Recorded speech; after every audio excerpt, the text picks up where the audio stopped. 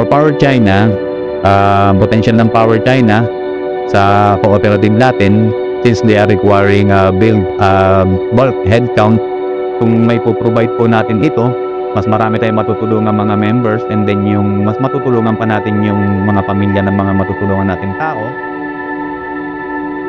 Power China is a state-owned enterprise administered by State-Owned Asset and Administration Commission with overseas branch which include our country, Philippines. Now, ang nakuha nating project is solar power, wherein tayo ang provide ng manpower for the construction and installation of solar panel, which is located at Olongapo and Pangasinan.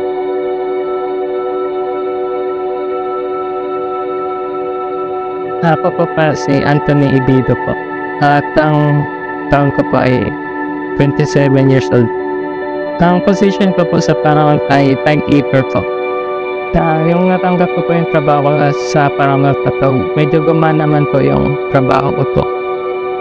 Medyo less stress na rin po, tsaka nakakapag-provide na rin po ako ng income po para sa pamilya ko po. My name po Jonas P. Capisonda, 23 years old po.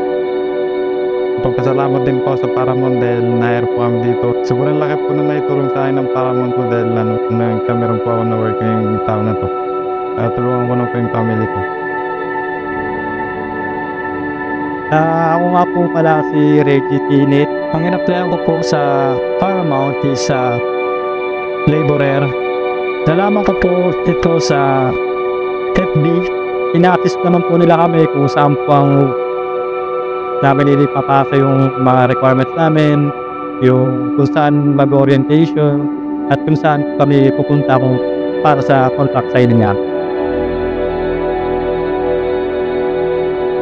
Power China potential, paglaki ng Paramount.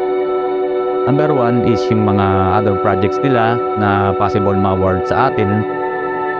And number two, in terms of headcount and qualification, bababa lang naman yung standard nila sa pag-hire ng mga construction helper na nire-reward po sa atin.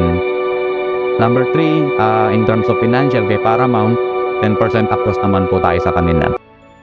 And lastly is number 4, is yung trabaho po na makikreate natin sa community. Paramount ako!